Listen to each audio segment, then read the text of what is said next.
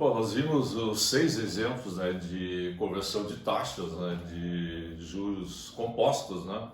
Então eu fiz uma tabelinha aí, utilizando mais para vocês terem noção, né, que são os juros simples e são os juros compostos, né? A questão das taxas, por exemplo, né? Então eu fiz aqui, por exemplo, um quadro aqui, né, onde tem os juros simples, que sempre chamamos de uma capitalização simples, e o juro composto, uma capitalização composta. Por exemplo, assim, 3% ao mês nos juros simples, eu multiplico então por 12, eu vou ter 36% ao ano. Se eu utilizar 9% ao trimestre, e o ano tem 4 trimestres, eu multiplico então 9 por 4, dá 36% também. Se eu utilizar 12% ao quadrimestre, eu multiplico os 12 por 3, eu vou, porque nós temos o ano tem 3 quadrimestres, multiplico por 3, eu vou ter os 36%. Se eu utilizar isso em semestre, eu teria 18% ao semestre. E eu multiplico, como o ano tem 2 semestres, por 2 a 36%. Observe que lá nos juros simples, nós temos lá no final sempre 36%. Não importa se eu vou ter ao mês, ao trimestre, ao quadrimestre, ao semestre, o final 36%. Mas na capitalização composta, juros compostos, é diferente, porque eu vou ter o cálculo de juros sobre juros. E essa capitalização é o que está sendo praticado no mercado financeiro.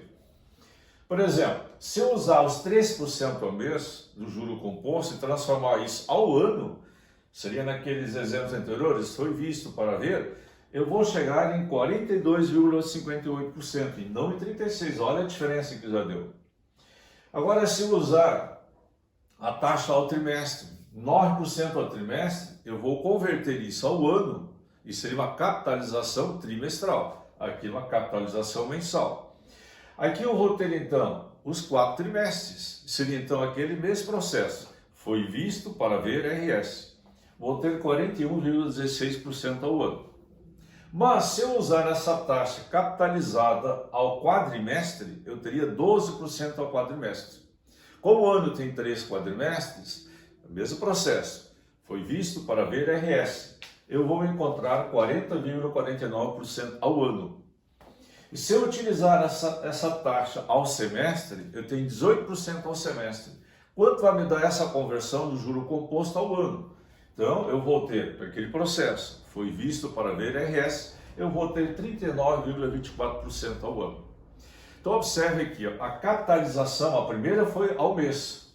Nos juros simples ficou igual, 36. Não interessou a capitalização se fosse ao mês, ao trimestre, ao quadrimestre, ao semestre, mas lá no juro composto, sim, ela tem interferência.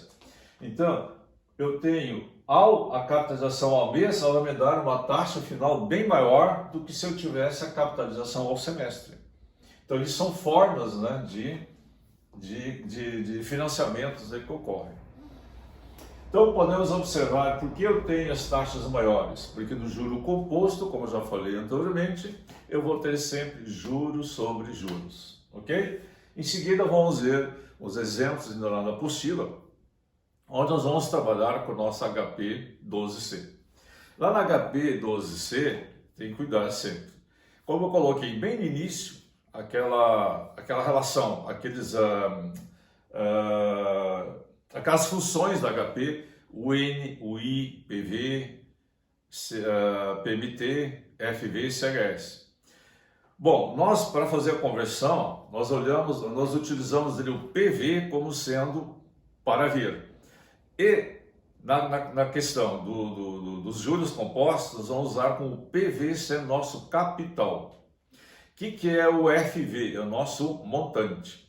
Então, nós vamos trabalhar agora com o nosso HP com o PV, com o FV, com o CHS, com o I e com o M. E quero também alertar vocês que nesses exemplos que eu vou dar, inclusive com essas taxas equivalentes aqui, ó, e as proporcionais, lá na apostila de vocês, ela também é feita essa conversão pela fórmula.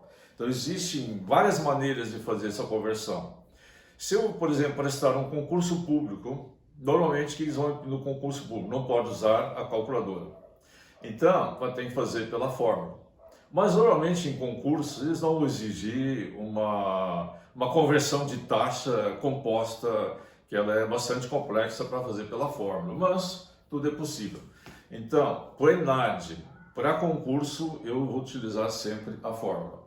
Então, vocês podem observar lá na apostila de vocês, a partir da página 59 até a página 61, lá vocês têm mais exemplos, né, em relação a essa conversão de taxas, ok?